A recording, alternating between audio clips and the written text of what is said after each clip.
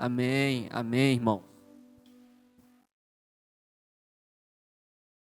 Bom dia, a graça e a paz do nosso Senhor Jesus. Glória a Deus, amém, irmãos? Tem alguém que nos visita hoje aqui pela primeira vez? Quem está nos visitando pela primeira vez? Deus abençoe. Tem mais alguém? Deus abençoe, Deus abençoe. Seja muito bem-vindo em nome de Jesus. Você vai receber um folhetim. Nós queremos ter o prazer de te mandar uma mensagem, se assim o Senhor permitir. Mas fique à vontade em nosso meio, que Deus continue abençoando a sua vida. Estamos aqui para lhe servir. Amém? Glória a Deus, glória a Deus. Dia das Mulheres, não é verdade? Deus abençoe vocês. Glória a Deus, não é verdade, irmãos? Essas mulheres que tanto nos auxiliam, são necessárias, essenciais para as nossas vidas. Aí, a minha esposa concordou, falou, é verdade, viu? Glória a Deus. A Alana, cadê a Alana? A Alana estava assim comigo, pastor, você vai fazer algo para sua esposa, pastor, você tem que fazer algo. De repente falou assim, nem que seja um café da manhã, prepara para ela. Aí eu não quis falar não, mas café, meu amor, né? Quase rotina lá em casa, não é verdade, meu amor? Mas glória a Deus por ver essas mulheres, irmãos. Glória a Deus, vocês são bênçãos em nossas vidas, né? O Senhor as criou com um propósito, né? E o Senhor tem cumprido o propósito na vida de vocês. E eu creio que em Lagoinha Mangabeiras também. Glória a Deus. Irmãos, abra sua Bíblia comigo. Em 1 Coríntios, capítulo 11. 1 Coríntios, capítulo 11. Versículo 23. 1 Coríntios, capítulo 11. Versículo 23. 23. A palavra do Senhor que é viva. Essa palavra é eficaz. Sim ou não, irmãos? Essa palavra foi eficaz na sua vida? Tem sido eficaz na sua vida? Amém, amém, amém. Diz assim a palavra do Senhor. Porque eu recebi do Senhor o que também lhes entreguei. 11:23. Amém? Acharam? Que o Senhor Jesus, na noite em que foi traído, pegou um pão e, tendo dado graças, o partiu e disse: isto é o meu corpo que é dado por vocês. Façam isso em memória de mim. Do mesmo modo, depois da ceia, pegou também o cálice, dizendo: este cálice é a nova aliança no meu sangue. Façam isso todas as vezes que o beberem em memória de mim. Porque todas as vezes que comerem este pão e beberem o cálice, vocês anunciam a morte do Senhor até que ele venha. Por isso, aquele que comer o pão ou beber o cálice do Senhor indignamente será réu do corpo e do sangue do Senhor.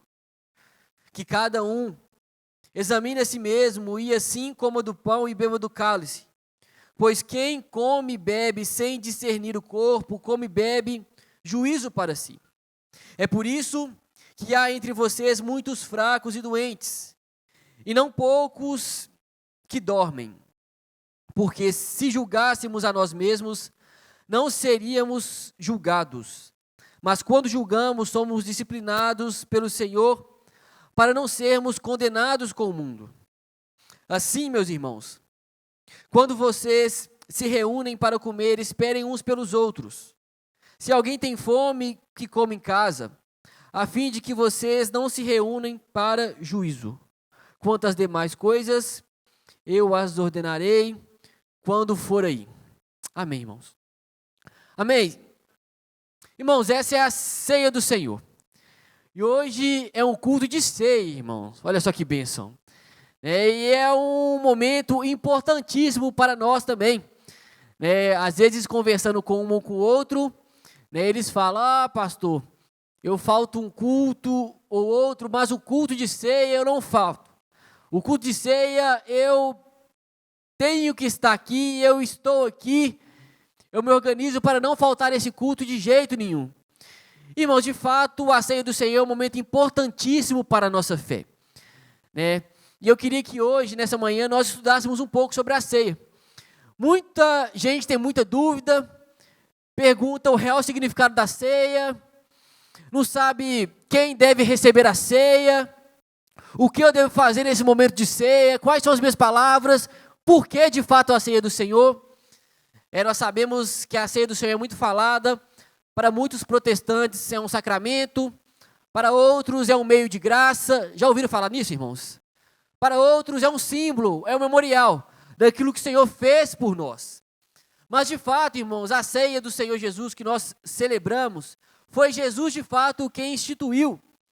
Na festa da Páscoa, que é uma festa que era celebrada pelos judeus.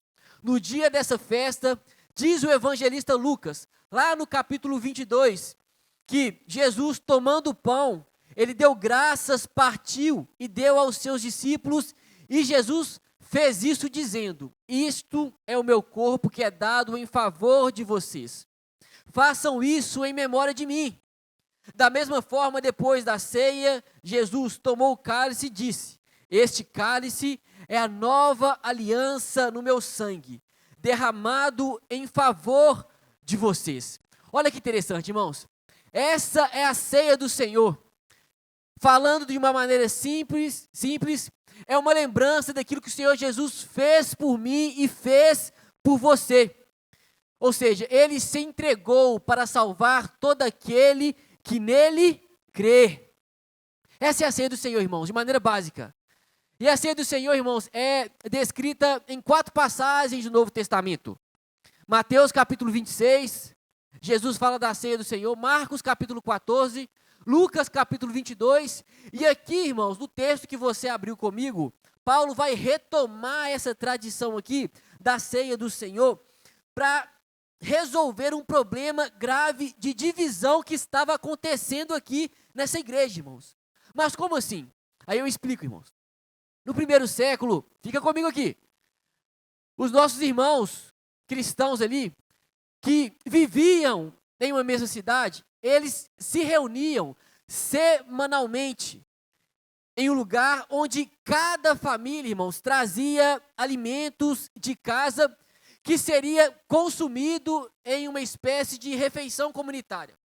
Essa festa era chamada festa do ágape, mas, traduzindo, era festa do amor ou festa da fraternidade. E esses cristãos que moravam em uma cidade, no primeiro século, se reuniam, trazendo alimentos de casa. E esse momento, irmãos, era um momento muito esperado, talvez pelas famílias mais pobres das igrejas, porque talvez seria o único momento daquela semana que aquela família mais pobre, ela teria uma refeição talvez mais decente. Então, essas famílias se reuniam ali. Quem era rico trazia uma refeição mais diversa, mais farta, mais variável, e os mais pobres levavam pouca coisa. Então, talvez, irmãos, como eu disse, essa era uma semana que os pobres ali desfrutavam mais. Ficavam ali na expectativa, talvez, de se alimentarem melhor nesse momento, irmãos. E essa festa, lá no primeiro século, começava no partir do pão. Então, partiam o pão ali. Hoje, irmãos, a gente come o pão, e toma o suco logo em seguida, não é verdade, irmãos? Esse é o momento de ser aqui. Mas no primeiro século não era assim. Eles partiam pão em memória de Cristo, se alimentavam e no final eles tomavam o cálice. Mas no intervalo, irmão, do partir do pão até chegar no final, tinha uma festa.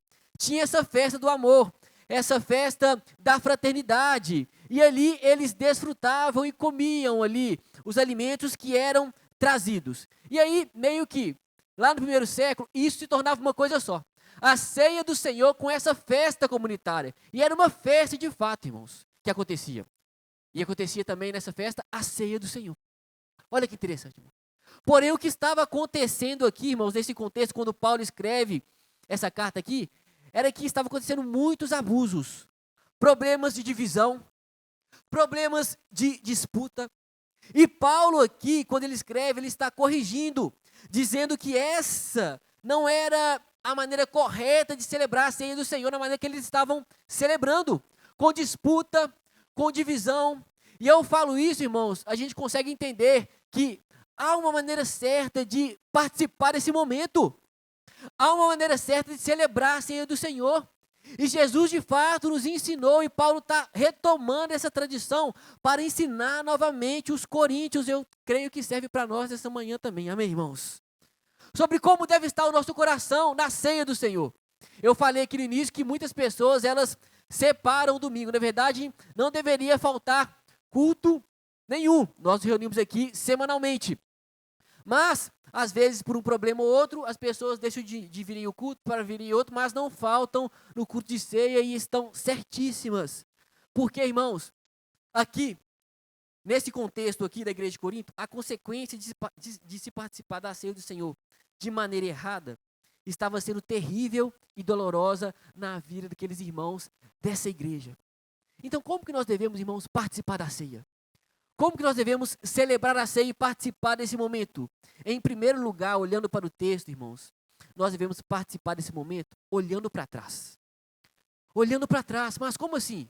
O texto diz aí no versículo 23, até o versículo 26, Paulo diz: pois recebi do Senhor o que também lhes entreguei, que o Senhor Jesus, na noite em que foi traído, tomou o pão. É Paulo contando, irmãos, o que aconteceu. E tendo dado graças, partiu e disse: isto é o meu corpo que é dado em favor de vocês. Façam isso em memória de mim. Da mesma forma, Paulo continua contando. Depois da ceia, ele tomou o cálice e disse: este cálice é a nova aliança do meu sangue. Façam isso sempre que o beberem em memória de mim. Porque sempre que comerem deste pão e beberem deste cálice, vocês anunciam a morte do Senhor até que ele venha. A ceia do Senhor que os cristãos estavam celebrando, que nós celebramos hoje, irmãos, de fato é uma continuação da última ceia em que Jesus comeu com os seus discípulos. E aqui, irmãos, o apóstolo Paulo está reinterpretando aqui o pão e o vinho, está relacionando, fazendo aquilo que Jesus fez, relacionando com o seu corpo e com o seu sangue, que logo iria ser oferecido na cruz. Paulo então está retomando esse momento aqui. O pão lembra o corpo de Jesus e o cálice estava representando o sangue.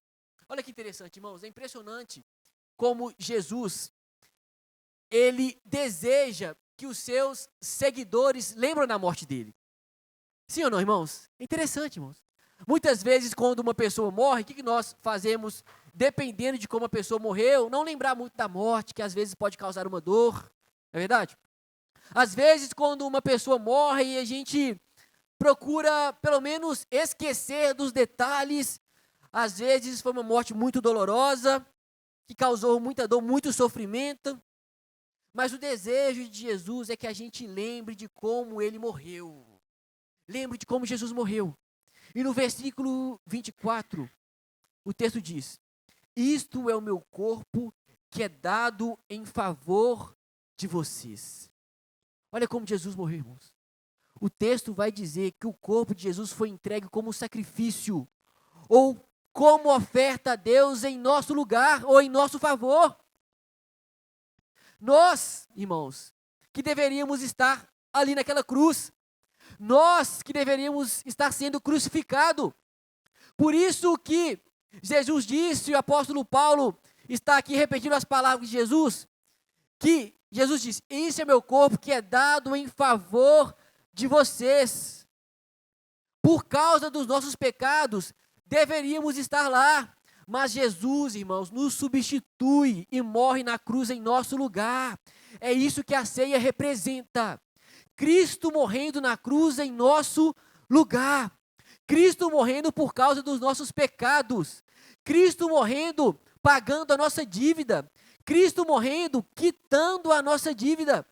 Por isso nós entendemos diversas passagens bíblicas, entre elas Isaías, capítulo 53, no versículo 4, que o profeta diz: certamente ele tomou sobre si as nossas enfermidades e sobre si levou as nossas doenças. Contudo, nós o consideramos castigado por Deus, por ele atingido e afligido. Mas o versículo 5 diz: mas ele foi traspassado por causa das nossas transgressões e esmagado por causa das nossas iniquidades. Aí o versículo que nós até decoramos: o castigo que nos traz a paz estava sobre, e sobre as suas pisaduras nós fomos sarados. É isso que representa a ceia, irmãos. Outra passagem também que fala daquilo que Jesus fez por nós, que representa muito bem a ceia do Senhor, é 1 Pedro capítulo 2, versículo 24. 1 Pedro capítulo 2, versículo 24. O apóstolo vai dizer: ele mesmo levou em seu corpo os nossos pecados sobre o madeiro, para que nós, mortos para os pecados, vivamos para a justiça. Pelas feridas dele, vocês foram sarados. Só vejo o sarado aqui, irmãos. Mas alguém teve que pagar o preço. Alguém teve que morrer para que você tivesse vida em abundância. Alguém teve que morrer para que a sua história fosse transformada. Alguém teve que morrer para que você pudesse ter sido liberto da condenação eterna. Paulo também escrevendo na sua primeira carta, no capítulo 5, versículo 21. Capítulo 5, versículo 21.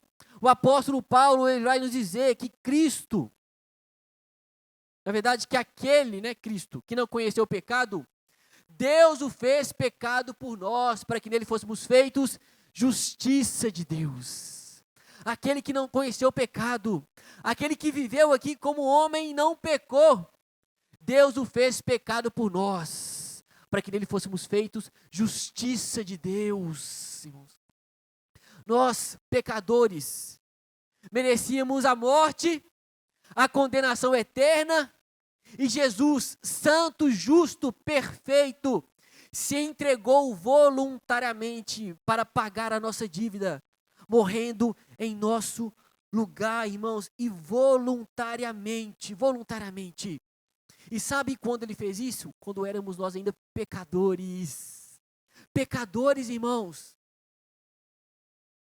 Não há mérito na nossa salvação, irmãos. Nosso não há. Cristo se entregou e morreu. Graça, por isso que a salvação é pela graça, mediante a... Não vem de nós. Então, no momento da ceia, irmãos, o que nós fazemos? Olhamos para trás. Lembramos o porquê Jesus morreu. Como que ele morreu. O momento da ceia, irmãos, não é o momento de ficar distraído, não. Só se alimentar não, irmãos, é um momento de reflexão. Nós estamos aqui,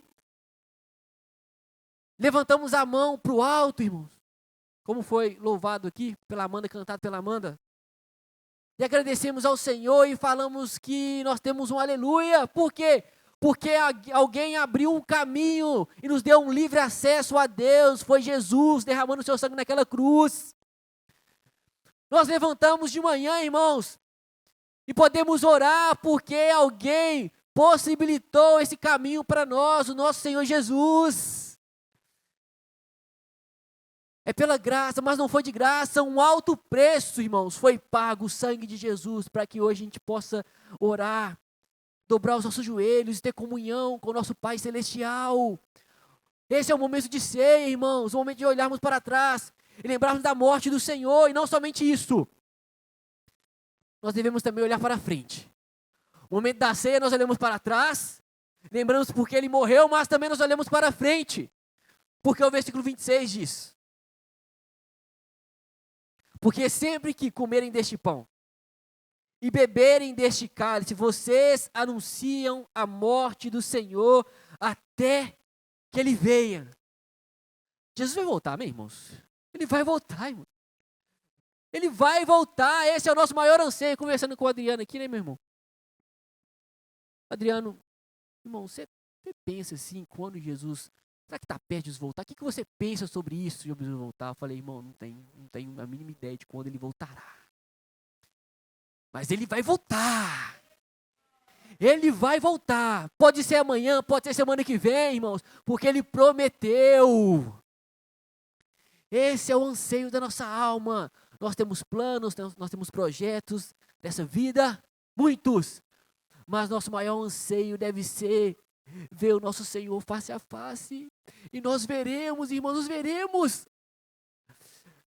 Sabe como isso vai acontecer, irmãos? Não é filme não, é Bíblia.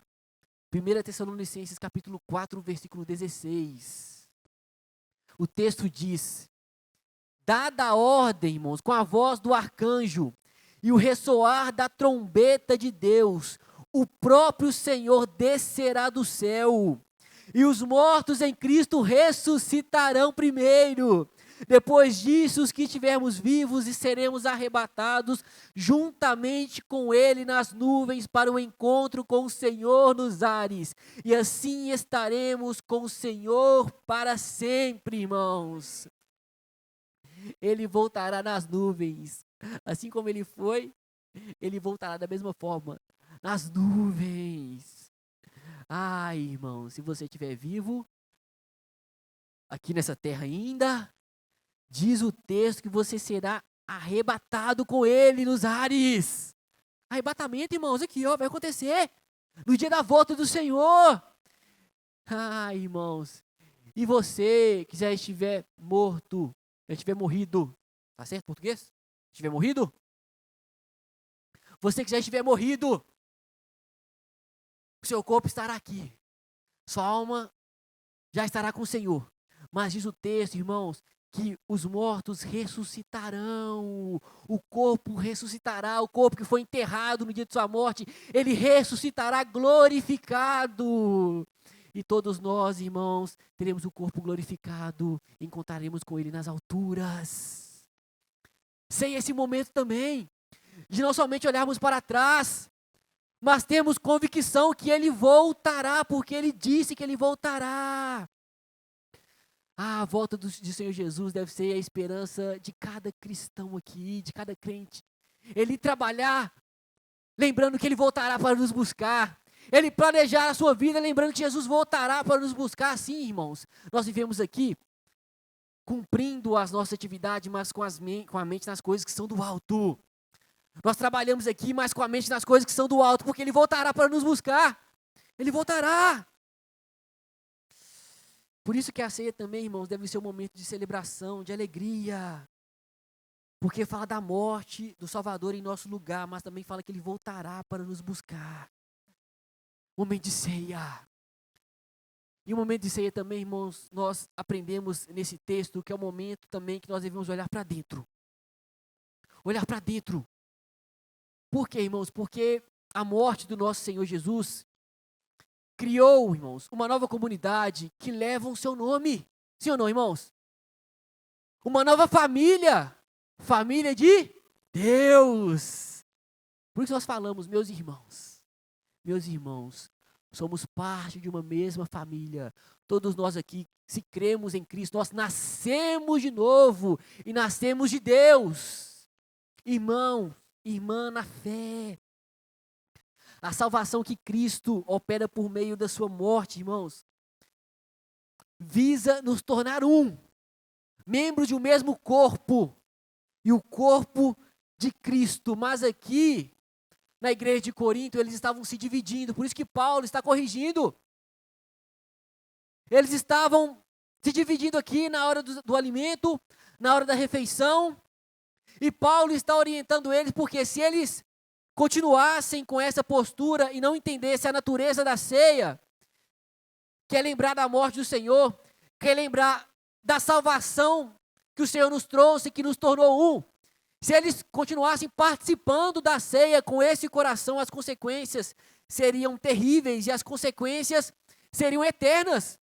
Por isso que Paulo está escrevendo nessa igreja, uma igreja que tinha muita divisão, soberba, vaidade, e até no momento da ceia isso era refletido, porque havia divisão. Paulo está orientando, olha, como se Paulo estivesse falando, volte à essência da ceia do Senhor, volte à essência dessa celebração. Vocês estão se esquecendo, vocês deveriam olhar para trás, lembrar que vocês só estão aqui porque um pagou o preço, Jesus, e ele pagou o preço morrendo em nosso favor para nos tornar membros de um mesmo corpo, de uma mesma família que vocês estão dividindo. O Senhor leva isso muito a sério, irmãos. Porque olha o que eles estavam fazendo. Olha no verso 21. Volta comigo no verso 21.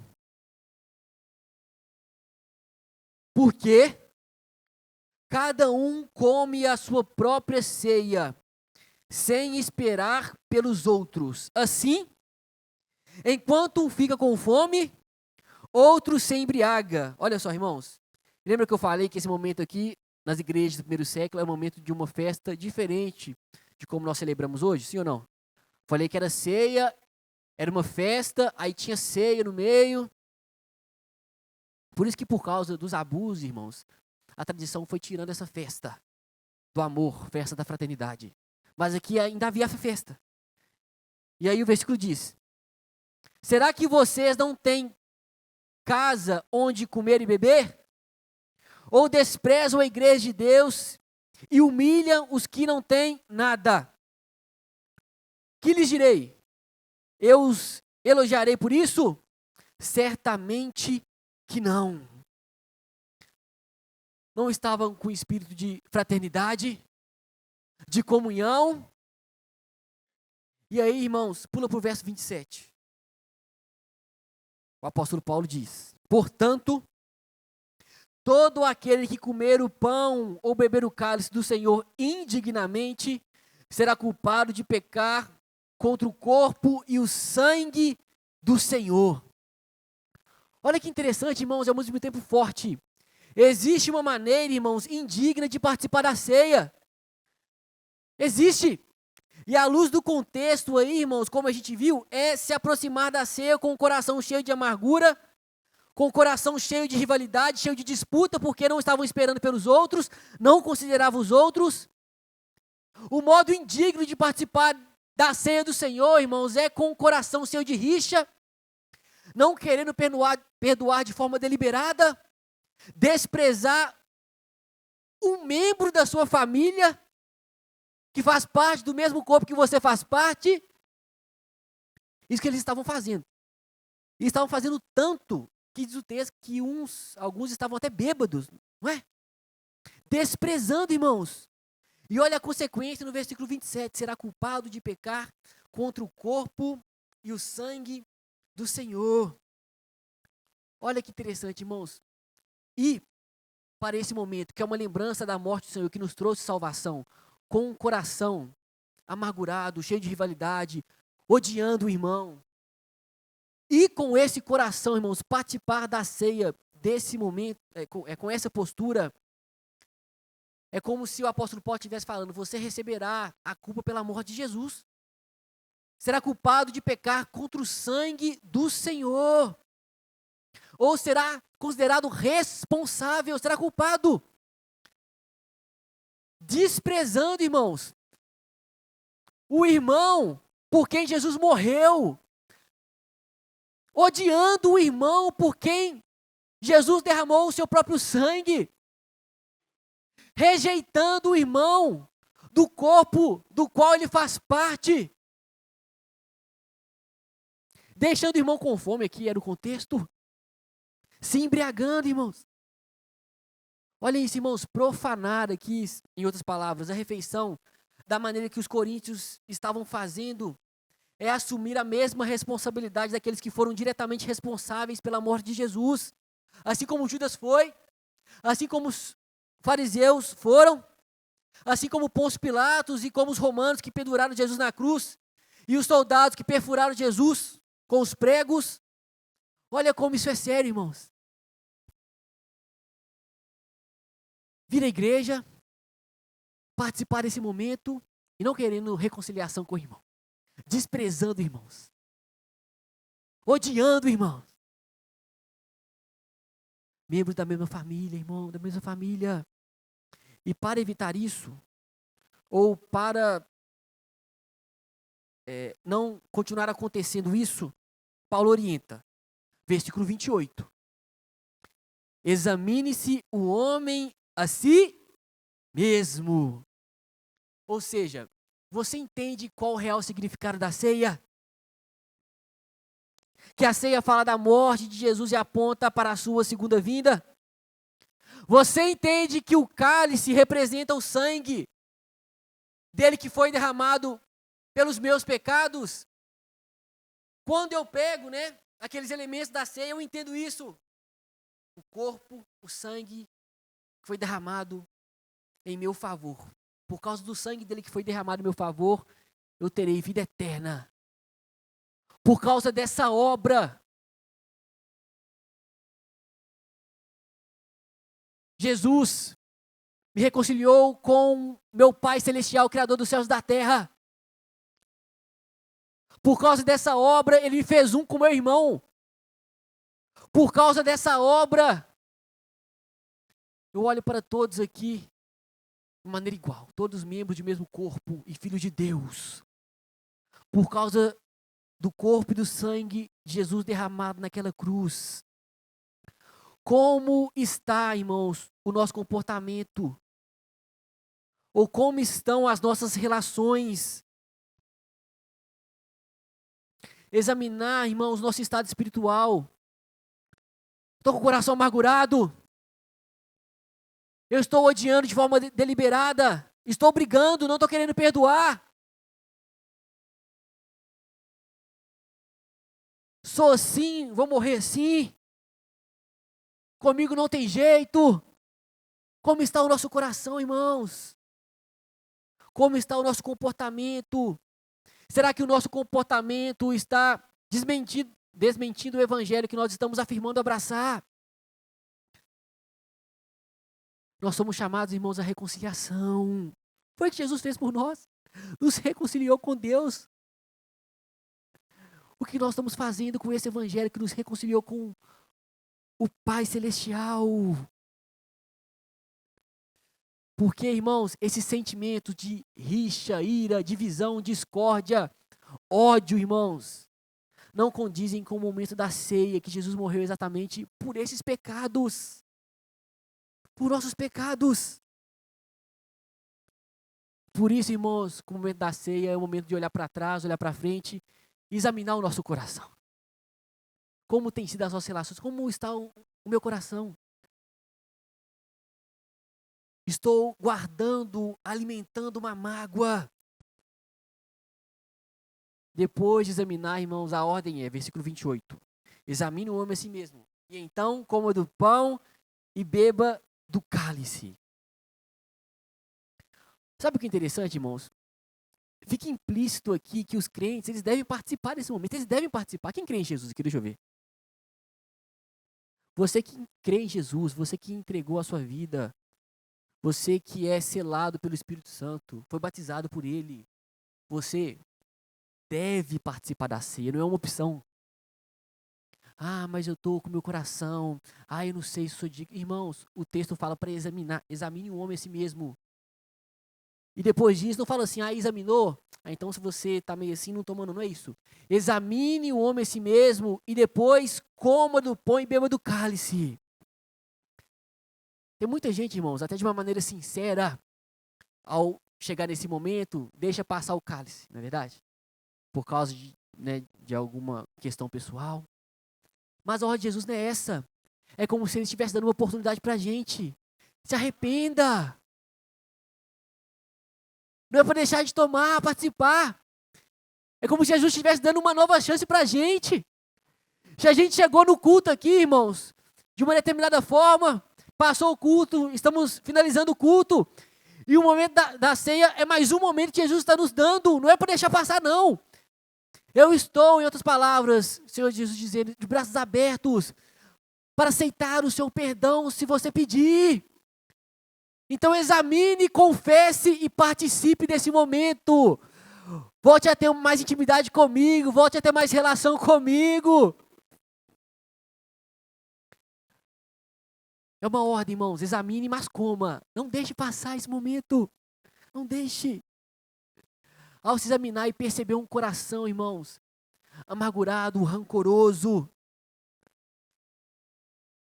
se confessarmos, Deus está aberto a nos perdoar. Por isso que em alguns momentos, em algumas igrejas, eles dão um tempo de reflexão. Você e o Senhor. Quem crê que a prática do pecado deliberado mata, irmãos? Quem crê, irmãos? Destrói.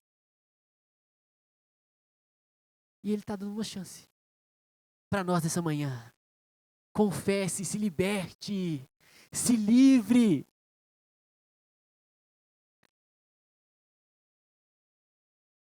É o que nós iremos fazer hoje, amém, irmãos? Participar desse momento. Olhar para trás é lembrar do que Ele fez por nós. Olhar para frente, irmãos, é lembrar que Ele voltará para nos buscar. Olhar para dentro é examinar o nosso coração. E também devemos olhar ao nosso redor. Como estão as nossas relações?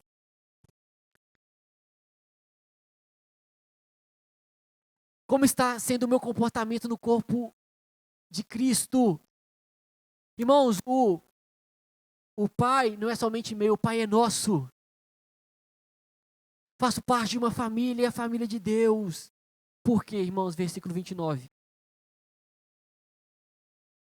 Pois quem come e bebe sem discernir o corpo, come e bebe para a sua própria condenação. Sem discernir o corpo, irmãos, é sem discernir a unidade do corpo de Cristo. Muitas vezes nós participamos desse momento sem discernir a unidade do corpo de Cristo. Um dos problemas aqui dessa igreja era a divisão. Não estavam discernindo o corpo de Cristo, mas estavam dividindo o corpo. Vitor me perguntou ontem, acho que foi ontem, né? Você é de quem? Você é de Paulo? Você é de Apolo? Estou expondo o Vitor. Perguntou brincando, obviamente. Eu nem te respondi, né, Vitor?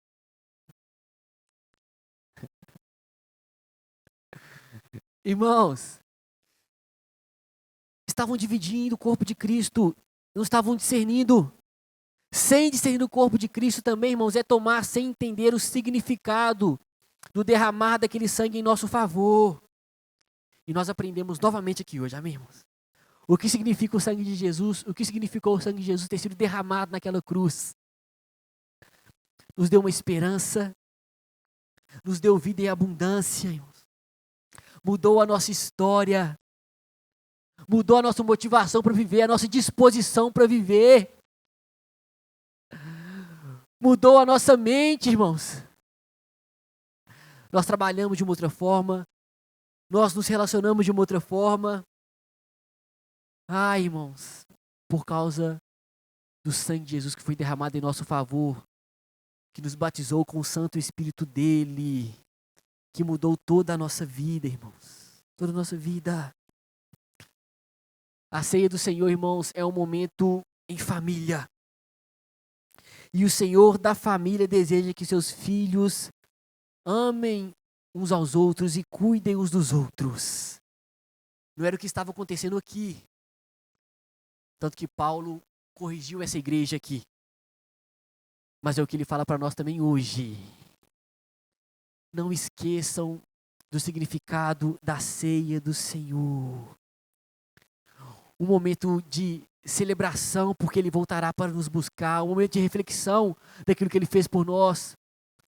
Um momento de reflexão também do que a morte do Senhor nos tornou, nos fazendo membros de um mesmo corpo, que nós devemos cuidar, que nós devemos zelar, que nós devemos amparar, que nós devemos consolar por meio do Espírito Santo de Deus, que habita em nós. Quem é habitado pelo Espírito Santo de Deus aqui?